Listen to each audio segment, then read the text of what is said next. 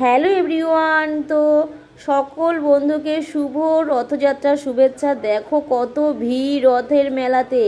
ঠিক কিন্তু আমাদের বাড়ির পাশে কিন্তু প্রত্যেক বছরের মতন কিন্তু এবছরও রথের মেলা হচ্ছে। তো এত ভিড় ঠেলে তারপরে কিন্তু অবশেষে আমরা রথের দর্শন পেলাম। তো এখানে এসে দেখছি যে প্রসাদ বিতরণ করছে। তো এখানে আমি কিন্তু ভিড়ের মধ্যে ঢুকে লাইন দিয়ে কিন্তু প্রসাদও নিয়ে আসছি। কোথায় বলো তো, আমি কোথায় কোথায় ওই দেখো, দেখতে পাচ্ছ কি আমাকে? ওই দেখো, আমি এত ভিড় ঠেলে তারপরে কিন্তু প্রসাদ পেলাম। আমিও নিয়ে আসলাম আর আমি আমার হাজব্যান্ডের জন্য কিন্তু প্রসাদ নিয়ে এলাম। জগন্নাথের প্রসাদ পেয়েছি যখন অবশ্যই নিয়ে খেতে তো হবেই। তো এখানে যখন আমরা এলাম গাছ দেখতে, তো এখানে কিন্তু আমাদের পাড়ার জায়েদের সাথে কিন্তু দেখা হলো। সেখানে কিন্তু আমাদের নন্টুও ছিল। নন্টু কিন্তু আমাকে বম বম করে ডাকছিল, তখন কিন্তু নন্টুর সাথে আমার দেখা হলো।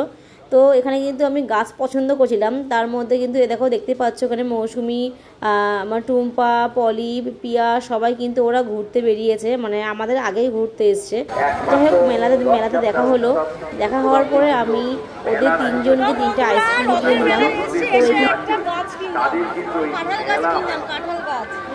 তো সবাইকে বললাম গাছ লাগাও, প্রাণ বাঁচাও। আমি তো মেলায় আসলে গাছ পেয়েছি, গাছ এবার কাঁঠাল গাছের এঁচড় হবে, এঁচড়ও খাবো। ওই যাই হোক, ও বলবে পরে। তারপর ওখান থেকে গাছ টাছ কিনে আমরা কিন্তু আবার এগিয়ে এলাম। ওই দেখো আমাদের নন্টু আইসক্রিম খাচ্ছে। তো ওরা একটু ঘুরবে, আমরা একটু ওইদিকে যাব ঘুরতে। তো এখানে দেখছি এত সুন্দর সুন্দর কানের বিক্রি হচ্ছে গাইজ। আমার তো দেখে খুব পছন্দ হচ্ছে। বরকে বললাম কিনে দেবা? বর তো বললো হ্যাঁ হ্যাঁ নাও নাও। কিন্তু দোকানে এত ভিড় ঠেলে আমি সামনে যেতেই পারছি না। তারপরে তবু অবশ্যই গেলাম, ধাক্কা খেয়ে সামনে গেলাম।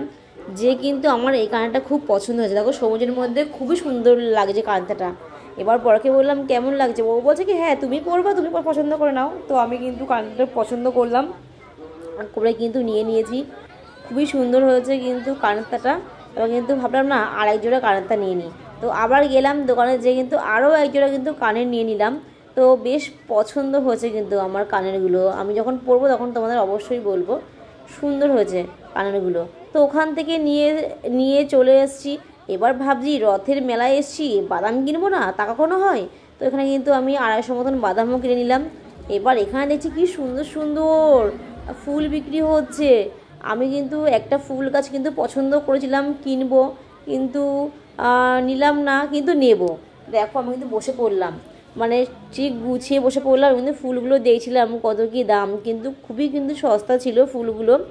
কিন্তু ওখান থেকে একটা ফুলদানি নেব, একটা ফুল নেব, নিয়ে কিন্তু তারপরে পছন্দ বলে না একসাথে অনেক দেখলে যা হয়, মাথা গুলিয়ে যাচ্ছে, কোনটা নেব কোনটা ছাড়বো এরকম মনে হচ্ছে। যাই হোক, একটা ফুল পছন্দ করলাম গাছ। তারপর ওখান থেকে চলে এলাম পাঁপড় ভাজা। রথের মেলায় এসেছি, পাঁপড় ভাজা খাবো না, তা কখনো হয়? আমি তো বললাম কি গো খাবো খাবো, ও আমাকে বলে হ্যাঁ খাও।